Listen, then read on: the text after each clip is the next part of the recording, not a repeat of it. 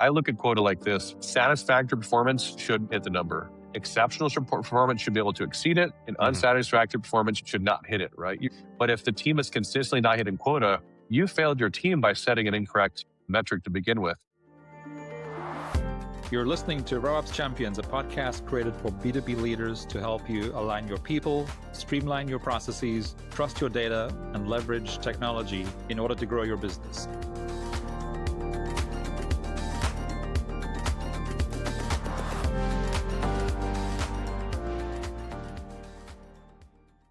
Hello and welcome back. Today I'm joined by Bryan Byler, a revenue operations leader, go-to-market strategist, and business operator who has spent more than 15 years helping organizations build scalable revenue engines through stronger systems, leadership alignment, and operational discipline. Throughout his career, Bryan has worked at the intersection of CRM strategy, revenue operations, and organizational growth. He has held executive leadership roles, including Chief Revenue Officer, Chief Operating Officer at Aptitude 8, helping companies align marketing, sales, customer success around shared processes, trusted data, and measurable outcomes. What makes Bryan's perspective especially valuable is his belief that growth doesn't create problems, it exposes them. As organizations scale, leadership alignment, process discipline, and cross-functional collaboration become increasingly important. Bryan has seen firsthand how misalignment can slow growth and how simple, well-executed systems can transform performance. Bryan, welcome to the RevOps Champions podcast. Thanks for having me, Brendon. Really excited for a conversation today. Awesome. I was so excited about this conversation because, of course, there's so much overlap between, what you believe and how you operate and what we believe and operate. So I'm really looking forward to this conversation, knowing that your focus now is very much under the umbrella of the healthcare industry. Ours is very much under the franchise space, and there's potentially some overlap there. But I think how we approach things is so similar, and I know that our audience is going to learn a lot from this conversation today. Likewise. So, Bryan, you spent your career helping companies build scalable revenue systems. What originally pulled you into the world of revenue operations and go-to-market strategy? Yeah, that's a good question, Brendon. I think, being in consulting for most of my formative years, early and on the road, I think it's probably one of the biggest problems we saw again and again at organizations across industries. I did a lot of work in the construction technology industry where it was kind of glaring, and during my time at HubSpot, got to see a lot of different industries where it's a problem that a lot of organizations, may not even realize they have, right? Because everything is fine until suddenly it's not, right? I think many businesses outscale technology and, their application needs before they even know it. And I think the solution to that became really intriguing to me, and the technology, that can fill that solution. And, that's when I determined about, 5 or 7 years ago, I guess, to kind of really build a career around HubSpot, and I think that because I think it's the best tool on the market to solve these revenue operations problems and opportunities, that we see across industry. Right. I know that you say that knowing that technology ultimately doesn't solve any business problems. So let's get back to the things that I know you deal with and the things that we deal with when it comes to successfully setting up a revenue engine for business, whether they're in the healthcare space or in the franchise space or anywhere else. And that is, I know you and I are both very passionate about the importance of alignment. And I think you've said alignment eats strategy for breakfast. Why do you believe leadership alignment becomes so critical as organizations grow? I think, man, it's just so necessary. I think the converse is probably the most true there because a lack of alignment is extremely detrimental. And I think probably, thereby the alignment being beneficial. But what helps, I think here, it's not being aligned, I think, that is the valuable thing. I think it's the process that leadership teams have to go through to become aligned, right? And that's requesting dissent, like let's disagree and have a conversation about it. You kind of share your point of view.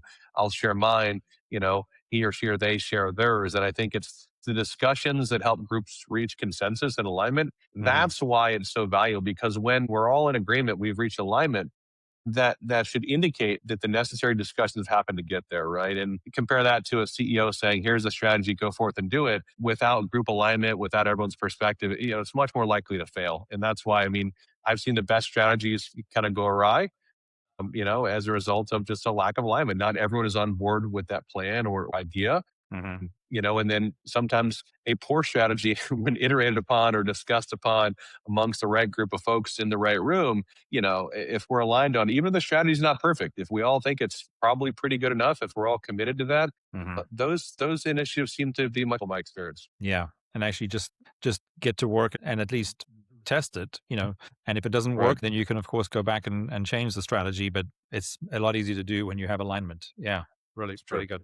So Brian, when organizations, so you've seen this again, you and I have both seen this in multiple industries that we've built systems for. And no matter what, industry a company is in, they go through they break through these ceilings of complexity. And the reason that they end up speaking to either you or our team is because they've outgrown their technology systems, right? But we also know that there are some other things that have to be in place or aligned before we can actually build a new system for them. So let's maybe dig into, so when organizations begin to scale, where do you most often see revenue teams break down first? And what are the warning signs leaders should watch for? I think the things that go wrong initially that you need to be vigilant about is, as founders, there's a very hard realization many founders have to go through where, the folks you started the business with are probably different than the people you'll exit the business with, right? And Hmm. there's a lot of reasons for that along the way, but at different growth junctures, you need to identify. It always starts with the people, right? Do I have the Hmm. right people on the bus? Is this the right team at this growth juncture? Hmm. And your starting salesperson that was great selling in a certain segment or, very, very scrappy in your initial go to market stages is probably not the same kind of person that's going to be a scaled revenue leader, that can run a team of 5 or 10 account executives and put up millions of dollars of revenue. I mean, it's possible that somebody progresses like that in their career, but, I think as executive teams, frequently identifying, assessing the people you have and confirming everyone's still in the right role. It doesn't mean they don't work in the organization. Maybe we shift roles internally, but I think you've got to have the people before the process. And I think that's probably the first one. If we're sure we've got the right people in the right places, it's assessing, the process, and that leads to technology decisions from there, right? Are we Hmm. going about things the right way? Does our methodology need to change? Is because the market's dynamic and the market's always changing. And I think where organizations fail is when they don't adapt to that, right? How we sell in 2026 is very different than how we sold in 2019 for a lot of reasons, right?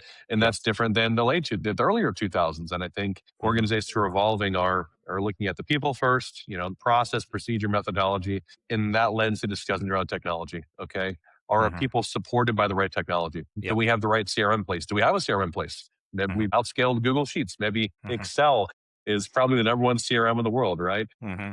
It will get you pretty far, but at a certain growth juncture, you've got to value your technology needs as well. And I think organizations that are doing that consistently every 3 to 5 years are continuing to grow and scale and have success in healthcare and in other organizations. And those that don't and kind of stick with the status quo, particularly, in this era of AI, are going to have a hard time growing and scaling. They're going to stagnate and, people will ultimately leave those organizations, I think. Yeah, yeah, and I think as you were talking there, I mean the reason that scaling businesses eventually outgrow Excel or Google Sheets, which again I think to your point, full credit. I mean they're incredibly powerful tools, right?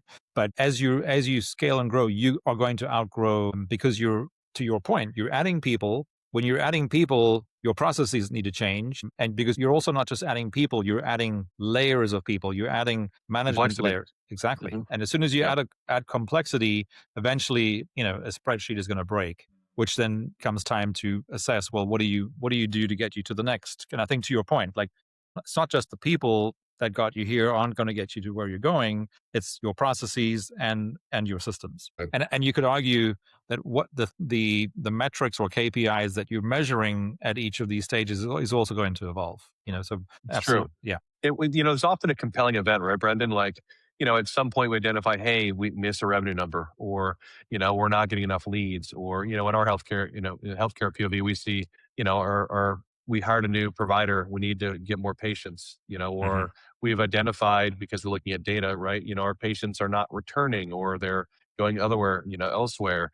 There's Hmm. usually a compelling event to say, hey, like we need something to better capture this, better document this, et cetera. A kind of convergence we see pretty often in healthcare on the provider side is so many medical practices have an EMR or, electronic medical record system or Hmm. practice management system. That's where the doctor puts all of your medical information in the computer.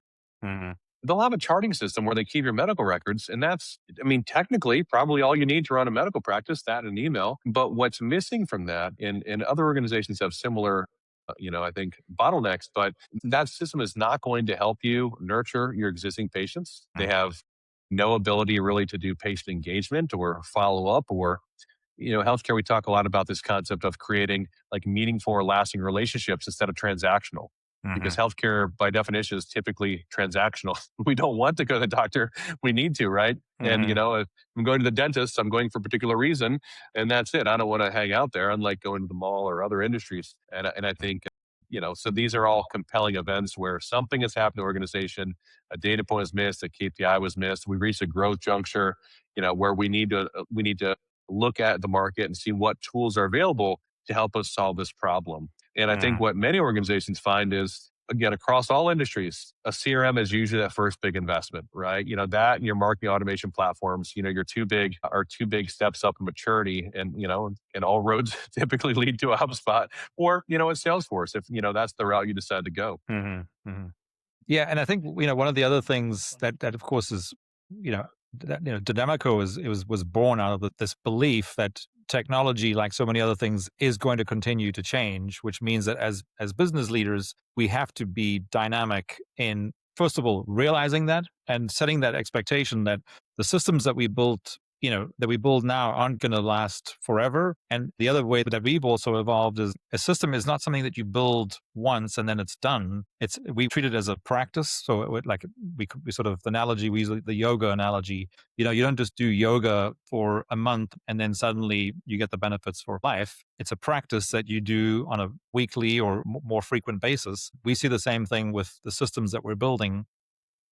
And of course, because technology is evolving, I think a really good example is the Epic HubSpot integration, which I'm sure is life changing. Is for so many uh, businesses in the sort of the health and medical space that wasn't an option before, right? So it was a limitation potentially and an obstacle to more folks and businesses in that industry not using HubSpot. Now with a native integration, that changes everything, and suddenly the opportunity to have a more operationally efficient and scalable business becomes real. I know you and I talk also that technology doesn't necessarily solve your business problems, but once you've identified what the problems are, and you can then bring in technology to streamline what you're doing, that can be like life changing. Certainly. I mean, we see it every day, and that's why we're in the business we're in, right? I think, technology in the hands of the right people saves time, saves money, and ultimately improves people's, quality of life. I mean, it is an enabler of productivity when we're doing it right here. And I think that's a lot of the discussions that we end up having with clients, in the sales process is, I know I need a tool, but I don't know what I need it to do. Or, these are the Hmm. problems we're having. What tools are available that can help us solve this problem? And people are rarely going, you know what, I need to buy a CRM today. That's just not what typically happens. It's usually, Right. hey, we've got these problems. We think a CRM is what we need, and I think there's always really good discussion with businesses kind of around, is a CRM what you need, or do you need something different? And Hmm. from our POV, there's kind of three or four segments probably that tools fall into. It's organizations who need more lead generation or demand gen. Perhaps you really just need a marketing automation platform. You need a marketing hub or Hmm. something like that. You don't always need the CRM. Or perhaps sales and marketing are fine. That's going great. We can't service our existing customers, right? We need a customer support or service solution. That's a different problem set, right? We Hmm. see it with ERP systems as well. Hey, I'm having a hard time managing our inventory and keeping track of that. And our sales reps writing quotas. We look at CPQ or ERP. So there's these buckets of technologies that are all kind of tied back to solving the individual problems. But to your point, Brendan, just having technology itself is not going to solve the problem. Yeah. It can, if implemented correctly, right, by the right team, and Hmm. adopted, more importantly, adopted by your team, right? But I think those are other things to keep aware of. The technology investment is the first piece of it. The implementation is the second piece, and Hmm. then, as you said, the continuous yoga of adoption, right? A continuous improvement is the other piece. You really need all three. Absolutely. And I think, one of the other things that we have in common, between Forecast and Dynamico is we both eventually realized the power and importance of specialization. So you've gone deep into the healthcare space, we've gone deep into the franchise space, because what we've both realized and our teams have realized is that just implementing the HubSpot CRM, there are hundreds of partners who have the ability to stand up a HubSpot CRM and integrate it, with whatever technology, other technology you use. But it's the architecture of that. You have to understand the differences between, like in our case, the complexities of a two-tier, franchise with corporate and then hundreds of franchisees, and in your case, the complexities and the differences in the healthcare space. That the consulting and the advice and the architecture that we bring is really what is so critical and important, because to your point, you cannot just build the technology. It has to be customized specifically for that business. That's right. We see it often. And I mean, within SaaS, businesses are probably similar at least.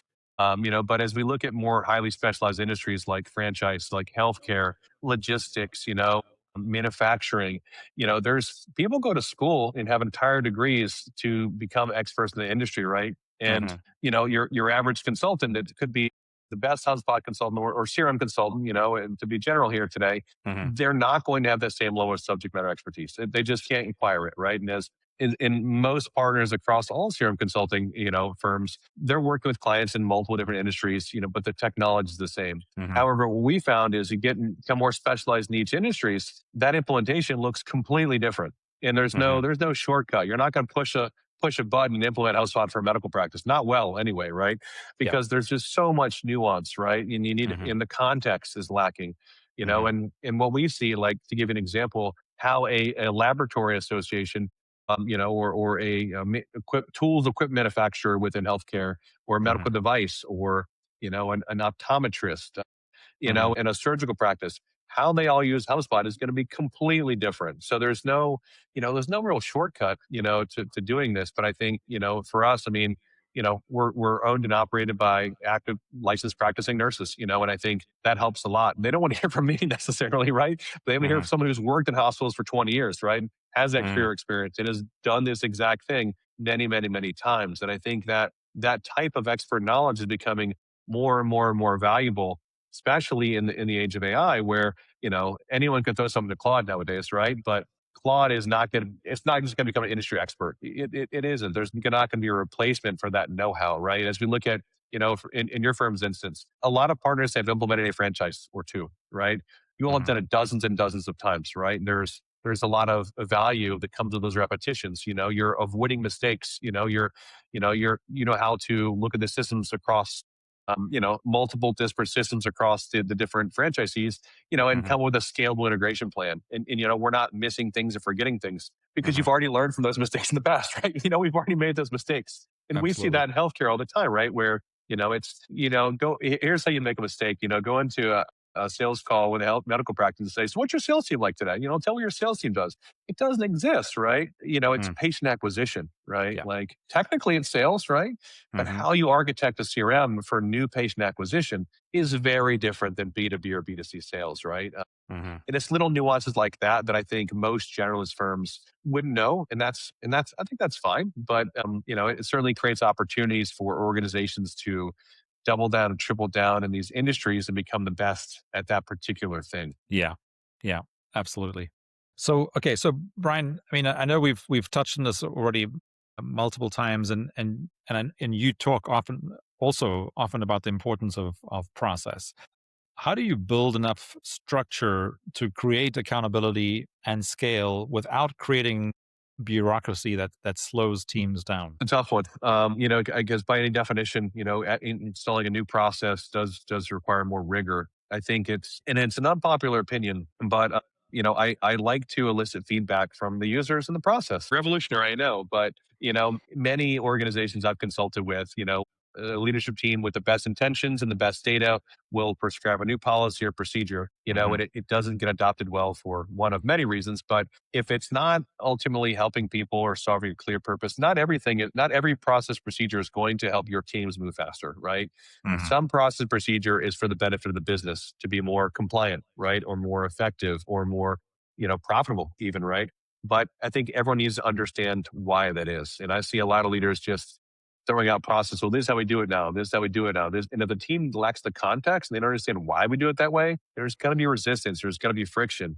And I Mm, think that's a key part of it as well, just communicating around it. And then when the process is, live and implemented, I think we'd be foolish to think that we're going to get it right every time in the design room, right? It looks good on a whiteboard. In mm, practice, a little bit different.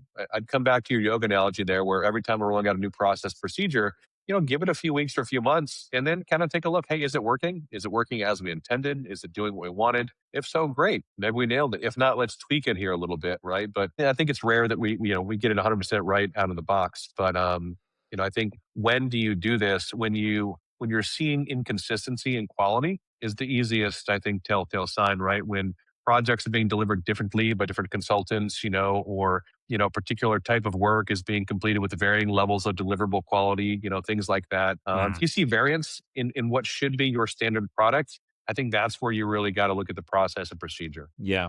Yeah. And as you were talking there, of course, it goes back to the fact that the reason that processes are having to change is because the business, the organization is growing, and you're adding people you're adding levels of people. When you add levels of people, your processes have to change. And then the other piece of it is it brings back the importance of communication. And one of the things that I know you're familiar with from the last sort of 5 to 7 years of your experience that sort of separated firms like ours from many others was the change management component, right? Where and you just gave a perfect example of it. Like when you are rolling out a new process, it's the communication is this is new.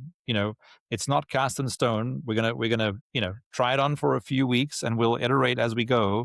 But again, having that, the way you communicate that is so important, and knowing that the users, to your point, that they feel that they have the training, they have the support, and if they do that, the process and the tools that have changed within that process are going to be adopted and, of course, more successfully used. Which and I know that you and I, this is another thing that is we both agree on, and that adoption is the ultimate measure of a successful implementation, whether it's a process or a technology.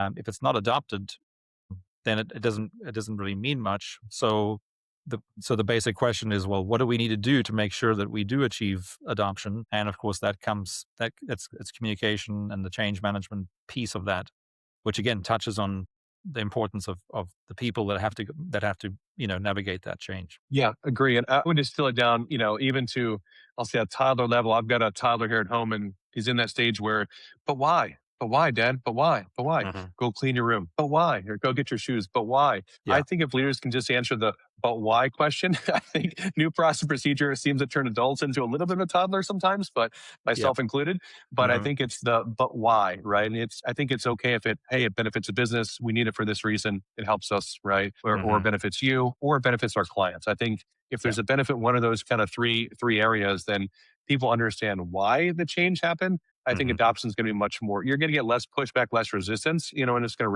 resonate better. But Yeah. a surprising number of leaders can't offer that, or don't offer that, or I think prematurely roll something out without thinking through the repercussions of that. But why? Hmm. Yeah. Yeah. One of my coaches, the alternative that he uses is so that. So Yeah. if you say something and you say, well, and he says, well, so that, and you have to be able to you know peel the onion so that you're making sure that you're getting closer to the the actual solution or the root cause or whatever it is. But if you don't ask that question at least 3 times, like your toddler does, then you might be skipping a lot of the important value that could come out of it.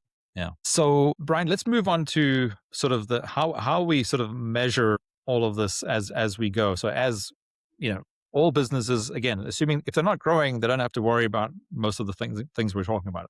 But if they are growing and they're trying to be more efficient and more scalable, and of course now there seems to be an even bigger spotlight than there typically has been around sort of data, whether you call it you know KPIs or metrics or OKRs. Every organization has some form of data that they're measuring to ensure that they're making progress. And one of the things we hear about a lot is that companies in all industries are collecting enormous amounts of data, but they're still struggling to act on it.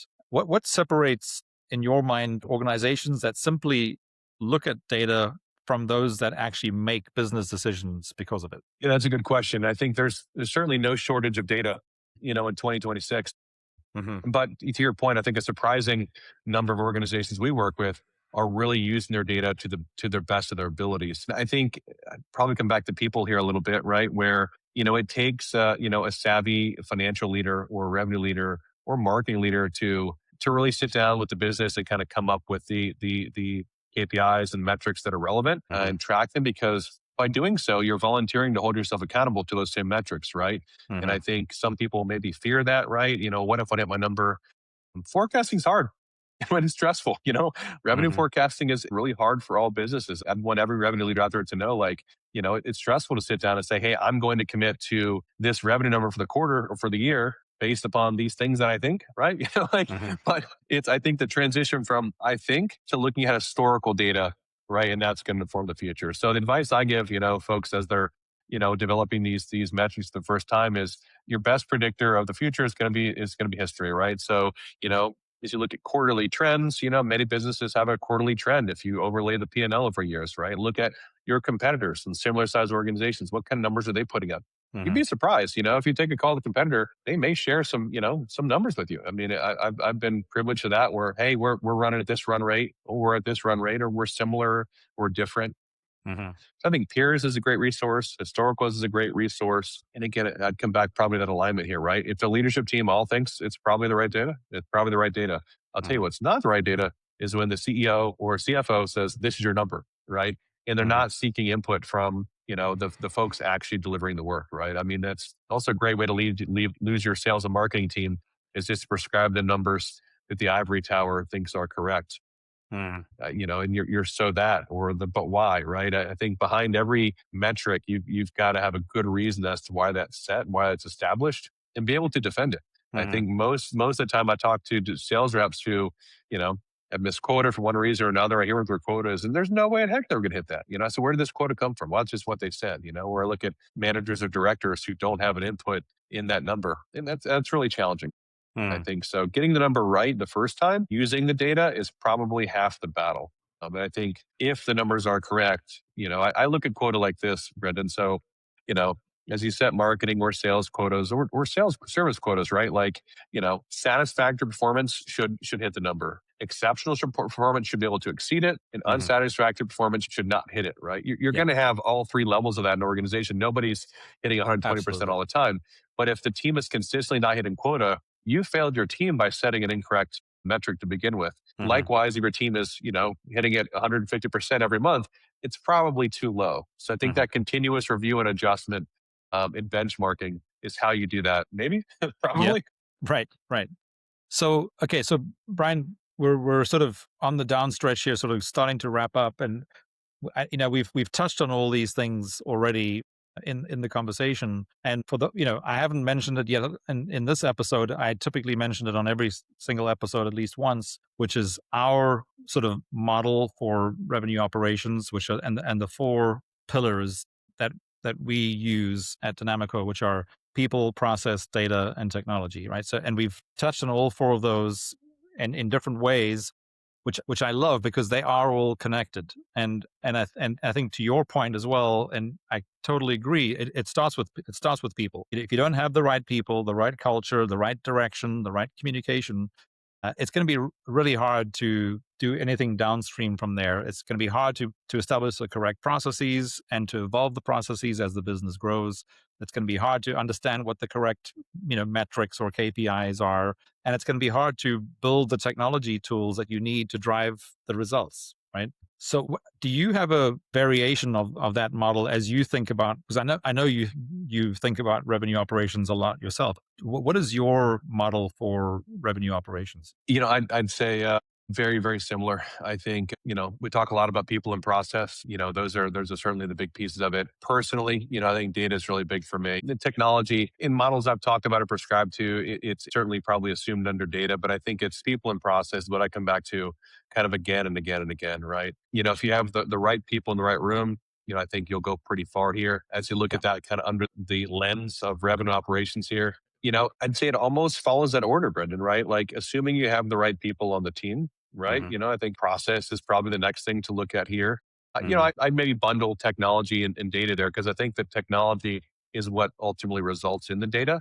And without Hmm. the technology, it's really hard to get access to the data. But I think those are probably the piece of the puzzle here. But ultimately, it's the people who are going Hmm. to determine the correct process. Those two things, some combination thereof, probably indicate or dictate the correct technology because that's different on a per firm basis. HubSpot's Hmm. not a great fit for every organization. I think most it probably is, right? Hmm. Likewise, you look at a Zoho or something like that, or talk to organizations that are fine with using Monday.com, Hmm. but many would not be. And I think it depends on how your business operates. There's so many technologies nowadays. I think the challenge that I would pose against that is maybe a litmus test or to proof out that theory is there's coming this emergence of, hundreds, thousands of really great AI point solutions. And I think I'm pretty interesting to see how that pans out, right? Because in revenue operations, we had point solutions. We got away from them for consolidated tools, which we like. And Hmm. now we're seeing this reconvergence of all these point solutions come back into the market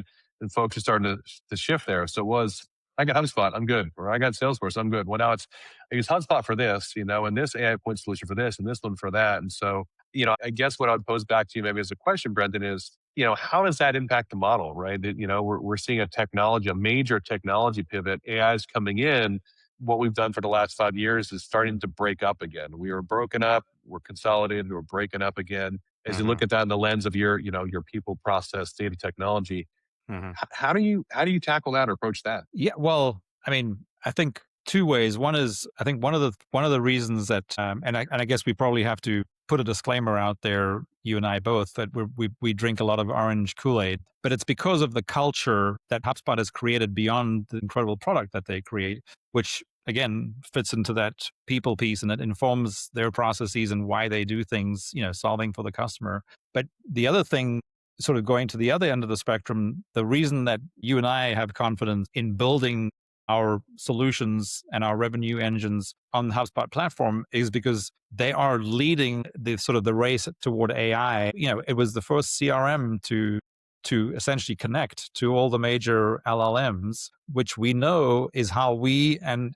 all our clients, current and future, or now and in the future, will use HubSpot. It's going to be somehow connected to, you know, let's just say Claude, and they, through the MCPs, they're going to be connecting all their tools through an LLM, which right now, let's say it's Claude, but ultimately you still need the CRM to do what CRMs do, especially for the types of organizations that you and I work for. They're not going to be vibe coding a CRM over the weekend because there's just too much at stake. We're True, talking it's about true. 100 million, 300 million, $500 million organizations or $1 billion organizations. They don't, they're never going to just replace their CRM, but they obviously, and that's part of our job of helping them as the technology evolves. Our mission is to help the companies that we work with, those leadership teams, always harness technology to stay in touch with their customers, and in your case, many times with Mhm. patients, and how they, in our case, it's like, how do they manage the customer relationship? In your case, it's how do you manage the patient care and relationship?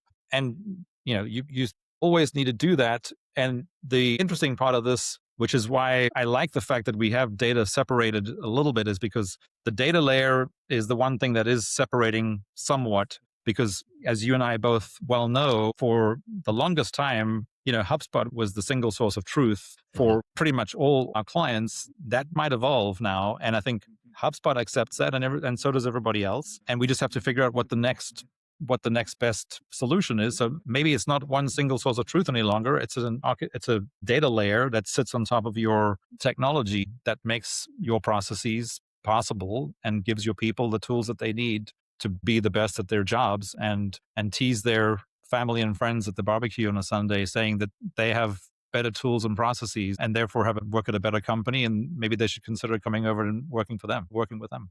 Love it. Which comes back, I think, to something that you touched on, which is it all comes down to employee experience. So, whether you're working in a hospital or an optometrist or a home services franchise, you have a job and you want a job that is more than just a job. You want a job where you believe in where the company is going, the vision and mission of the brand, et cetera, and have the tools to do the best job that you possibly can, which again, those employees, of course, they also need to step up and change as change happens, because if they don't, then to your earlier point of the people that got you here aren't going to get you to where you're going.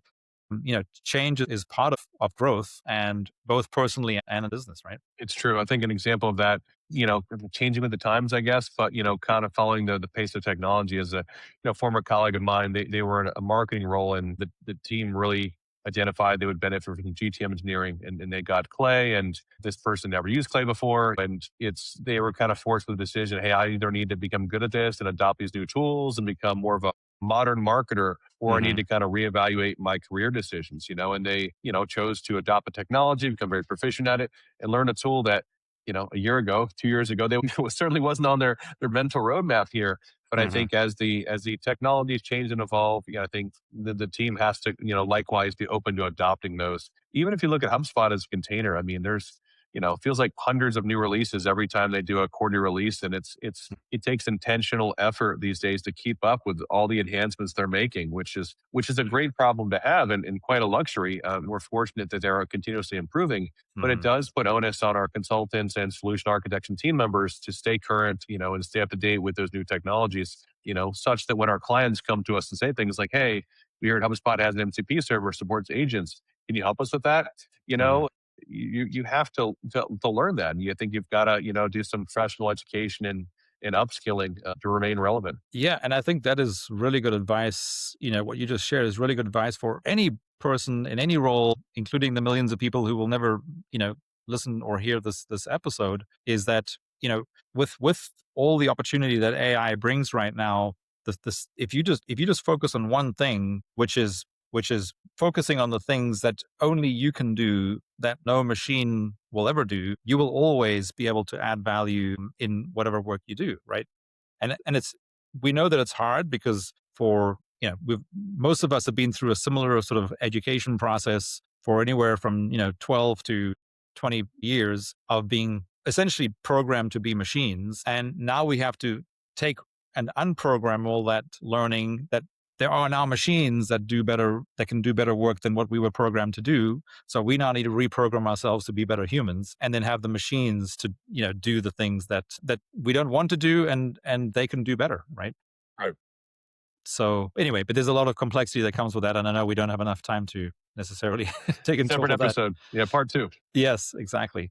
So, Brian, maybe as we wrap up, we already touched on this earlier, but as HubSpot continues expanding into different industries, and HubSpot is not an industry specific solution, and it doesn't look Mhm. like they ever will be, but who knows? You've argued that platform expertise alone is not enough, and we've already touched on this. Maybe talk a little bit more about why industry specialization is becoming increasingly important for consultants, agencies, and implementation partners. Yeah, buyers are becoming more savvy, right? I think AI has, many pros and cons, I think, for society. A big pro, or, if you're a buyer, you don't have to rely on the salesperson, right, anymore. If we look back 5 or 10 years ago, if I was buying into a new technology, sure, I could Google things and probably find some articles about it that somebody was probably paid to do.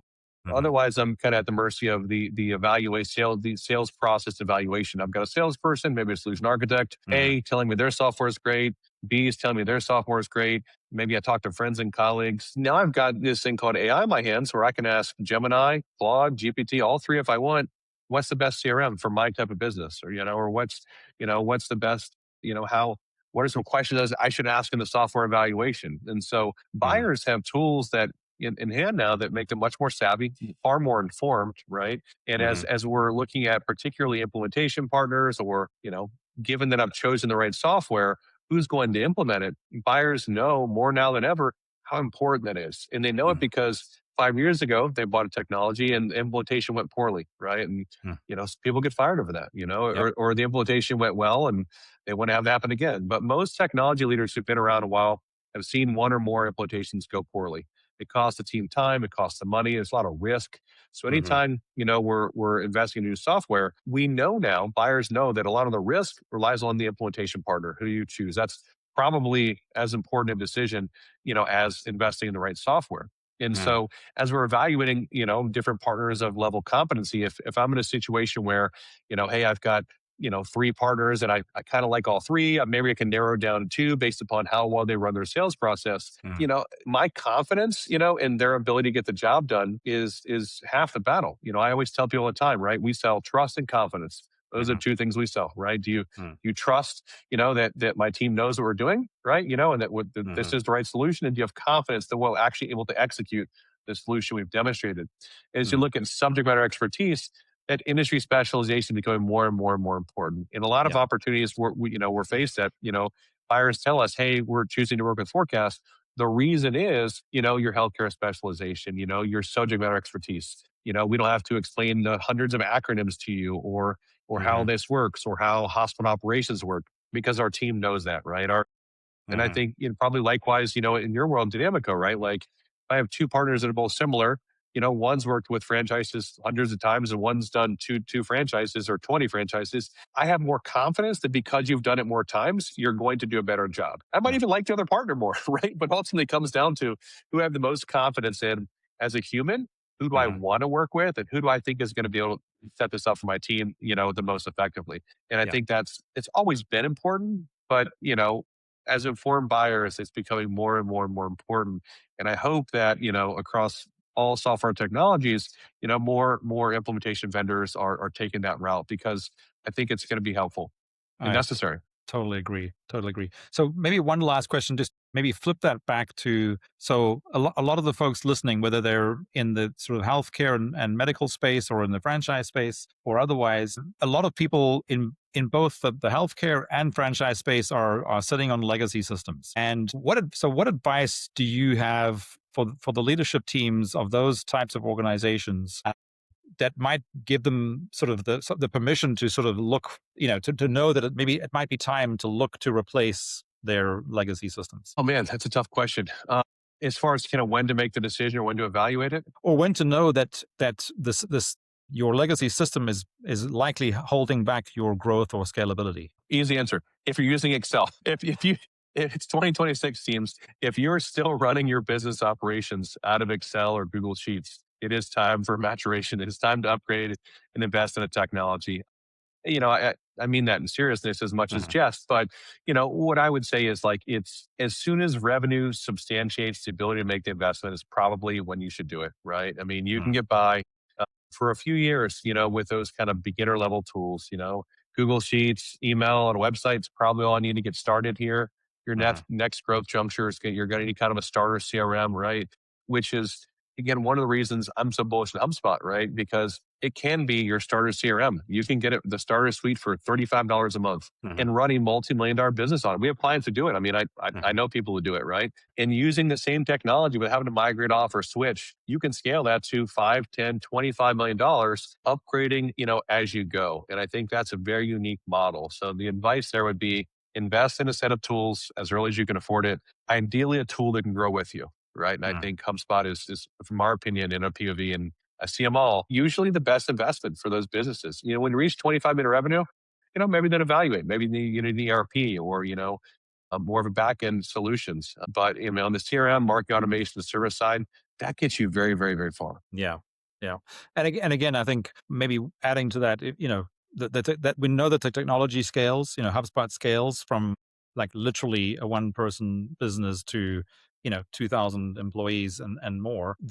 But I think going back to what you were saying before about special industry specialization is, again, make sure that you're working with someone who's guiding you through the different stages of growth, that beyond just what the technology can do, because again, the technology still has to be implemented and integrated according to your evolving needs, right? Right, right. And the last point I'd say there in closing, Brendan, is be aware of that as well, right? There's, AI can be used for good and bad. And we've had to fix a number of projects this year where somebody bought HubSpot with good intentions, worked with a partner they chose with good intentions, and that mhm, person just used some AI application to just zip out implementation and said, oh, we're done. and the clients are like, no, we're not done. This is not implemented in the way that we need it to. Maybe it is in the way that you think it to. So just, as you're evaluating implementation vendors, again, no matter what tool it is, make sure you understand what you're getting out of an implementation. Obviously, we should all be using AI to be faster and more productive for our clients. But if we're using it as a shortcut, you can't shortcut a good implementation. You just can't.